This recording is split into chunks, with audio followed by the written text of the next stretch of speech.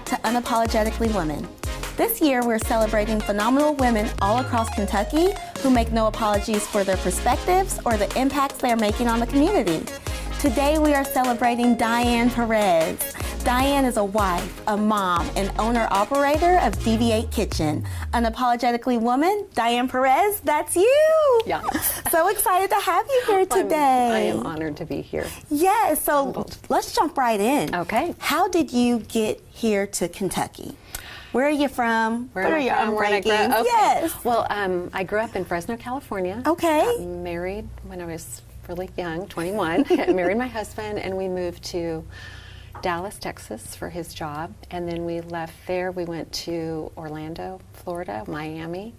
Then we went to, oh gosh, we've lived, it sounds like we're in the witness protection program, but I mean, then we moved to LA for his job, and then moved to New Orleans, and then he got a job here about 20 years ago, so that was a lot of traveling.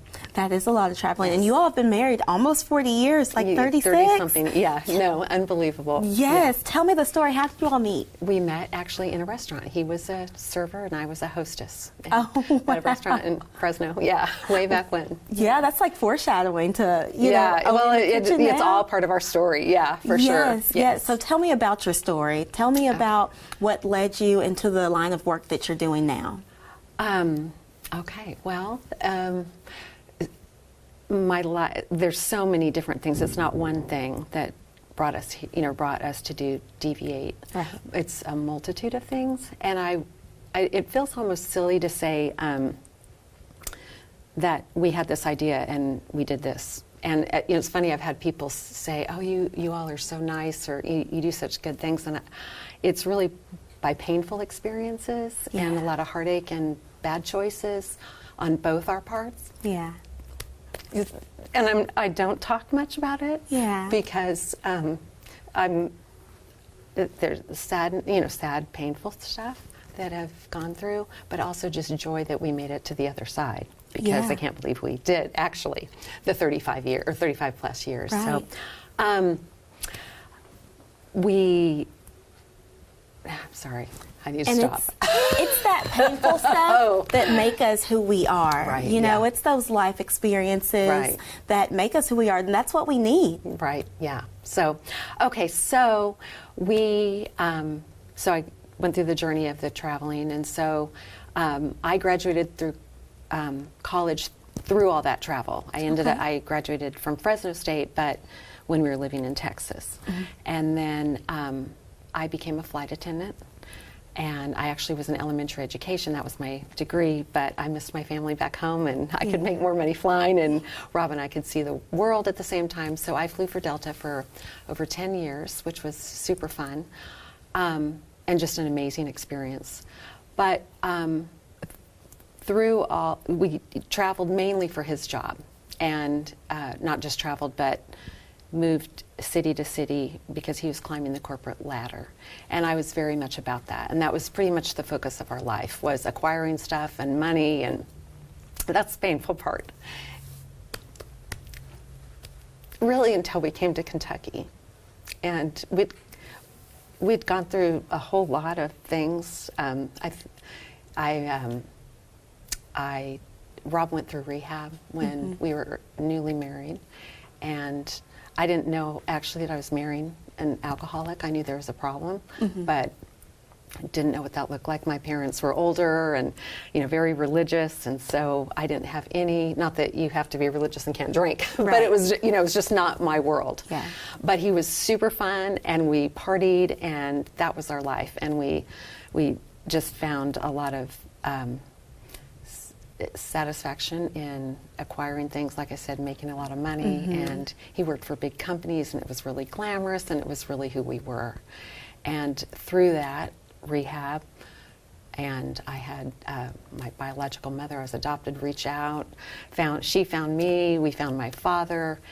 All these different things kind of have played on my life. And then we moved here a little over 20 years ago. We had our daughter previous to coming here, and we actually went to church, and I had kind of boycotted church growing up. Yeah. well, was forced to go, so when we got married, I didn't want to go, and I didn't. That's the thing. In fact, I got a job in a restaurant, so I didn't have to go to church. So, because my parents made me go on Sundays, so I became a hostess. That's where I met my husband. So, we ended up moving to Kentucky and for a job, and we ended up going to a church here to find our daughter a babysitter, not because I wanted to go. But when we went, I actually listened, and when we were leaving, I was so moved by what the message was. And, we picked up our daughter and we were on Military Pike and Harrodsburg Road, and my husband, who his whole life has been through ladder climbing and about stuff and da-da-da-da, he just looked at me and he said, "Clearly we've moved to Kentucky for that church." And I was like, oh my gosh, I thought he was talking to me. I'm like, what are all those other people in the church doing? Yes. Because it was 100% talking to me. And then throughout these past years, our life has changed. Should I keep going? I didn't even just slice that out. Okay, because I mean, it's a long story. I'm into it, yes. Okay. So we're still into stuff. We lived out in a big fancy house in a big fancy neighborhood, and that was still, and we bought a house out there just because I thought of our friends from LA. I might have met, came and saw us. We had to keep up all that stuff. And so so Kentucky church. Okay, so then he worked for a company and it was fine. And I had taken a leave from flying. We had our son, and 6 years apart. And then he lost his job. They let him go. And so we didn't want to leave Kentucky. Every other time we move. I mean, we've lived in 12 houses, I think, and we were ready to leave and move up. But we left our church. We left our daughter's school. And the community here is just amazing. So something I'd never want to do, ever, was open our own restaurant. And my husband for years had been collecting menus everywhere wanting to do that. And I thought, no, I'm not a risk taker. There's no way I'm doing that. But I wanted to stay here. And I knew the only way was if we did something on our own. Yes. So we took out a small business loan and borrowed money from friends and neighbors, and we opened up Saw Good, and that was in 2008. Yes. And we decided that, and the condition was, if we actually did something that actually worked and people liked and we could stay here, that we would do something good with it, because everything throughout the other years was all about ourselves, like accumulation. More. Yes. And so we'd been open about 4 months, and we were not doing anything good. And so I would go to California every summer when the kids were out of school, and I told my husband that what are we going to do good with this? Like, is it going to be $5,000 in the bank, $50,000? What is it that we're going to start doing something good? And he's like, well, Diane, I've been praying about it, and blah, blah, blah. And I'm like, well, I've been sitting next to you in church, and there's no praying going on. So I quit if you don't find something to do good when I'm gone. So I left for a month, and I came home, and he had contacted our church, and we started bringing meals to celebrate recovery once a month. And because recovery was, something he had been through, it just seemed natural. So that's why it's funny, because all these different things in our life, it all made sense. Right. And so we tried to help. And so we did, we had a great time, and Saw Good was fun, and we tried to help people, and we hired people in addiction, and then we actually hired a girl who came to us from somebody at our church, and she was trying to get out of the adult entertainment industry, and which is something I knew nothing about. I didn't know husbands dropped off wives to dance, and that was the case, and she wanted out. Yeah. And so we hired her, and we didn't tell anybody what the deal was, and she kept making all these poor choices. I thought, oh my gosh, we're offering her this life. Again, very thinking highly of myself, apparently, thinking I could help her. And so I tried. We babysat her child, and then I heard about this group that went into adult entertainment clubs or strip clubs, you could say, that served meals weekly. And so I thought I should go in and see where she came from instead of trying to bring her into my world. Right. So I started volunteering for that, and it was called Bruised Reed back then. It's now Natalie's Sisters, but it literally changed my life. I guess all these things do. And a running theme is that I think I'm helping somebody, and then I'm changed. Yes, yes. Which is crazy. My husband ended up firing this person, and I just talked to her last week. Like, she's been a person in my life that has been it's been such a beautiful thing, because I still love her. You know, hopefully I think she thinks I'm okay. But that experience changed me, and then I started at Bruised Reed, going in once a week, and that took over my life, because the women I found, they're mothers, and they love their kids just like I do. Right.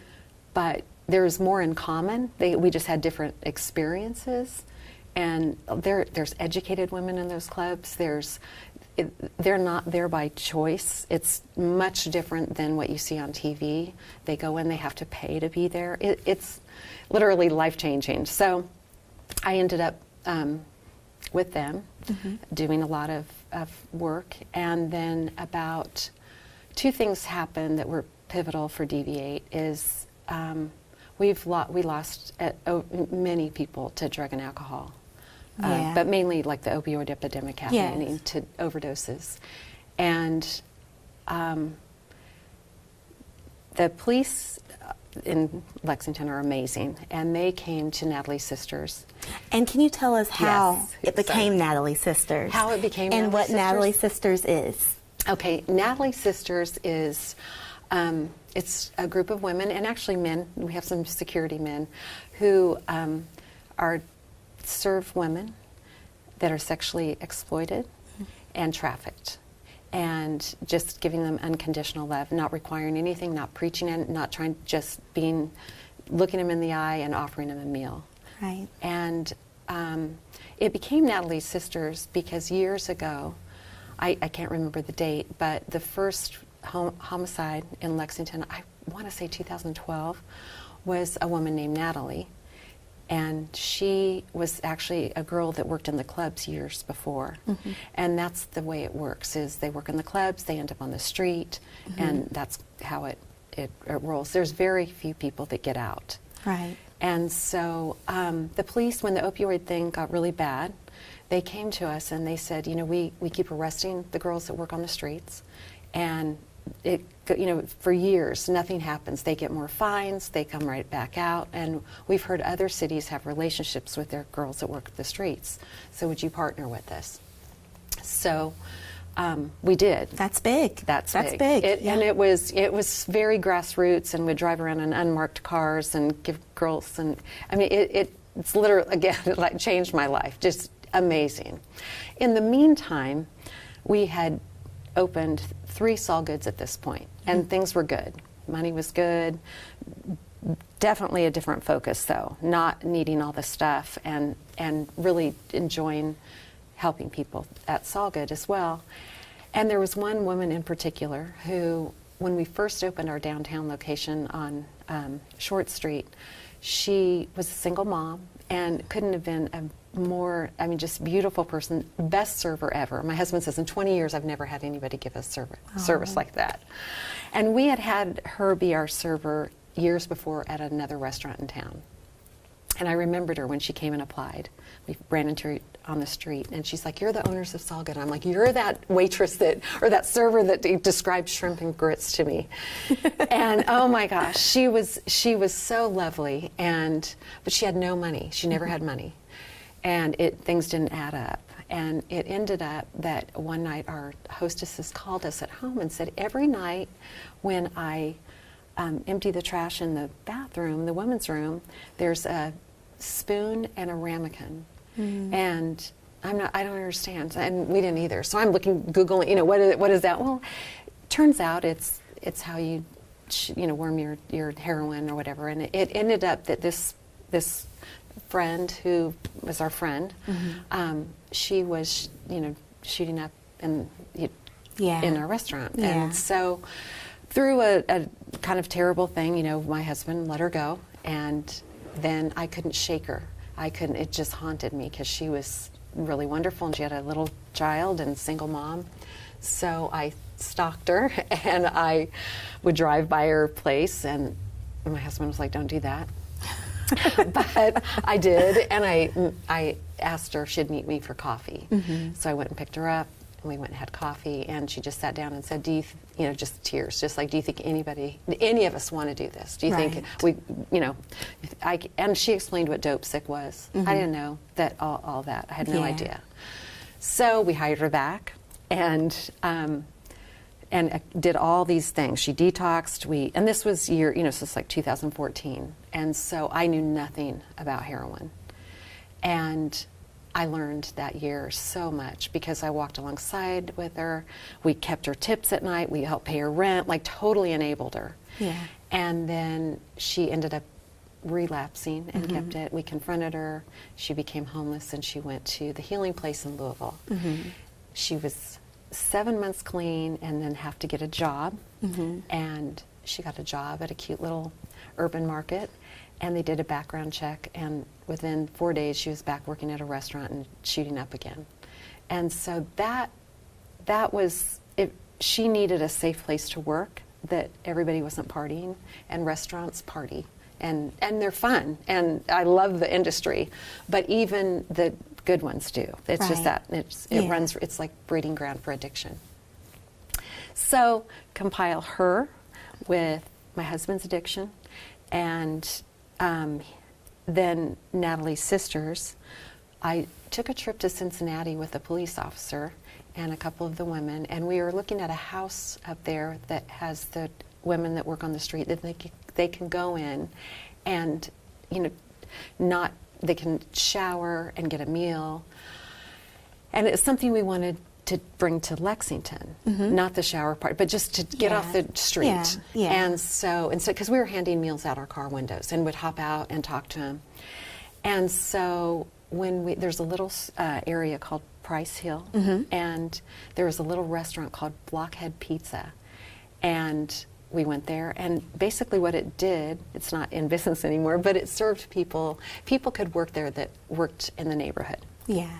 And I'm not a big, like, God's talked to me, like, I've had these revelations never until I was in that restaurant. Oh, and wow. We were praying, and I just said, God was literally said, "Diane, you and Rob could do this in Lexington, something like this to help people." So I came home, and I'm like, guess what we can do? Because we had these 3 restaurants, we know the restaurant business, we can hire like the girls from Natalie's sister, we can, okay? Yeah. And he was like, "That's so stupid, and there's no chance we're doing it, like, we might as well just throw money out the window." So this went on for a couple of years where I was like, hey, he's the business person. And one day I just got him to do a ride-along with the police officers like we did on Friday afternoons, because it doesn't matter if you go at 2 in the morning or if you go at 2 in the afternoon. There's girls working the street. Yeah. So he went with me and an officer and passed out meals and talked to the girls, and because they're friendly with us.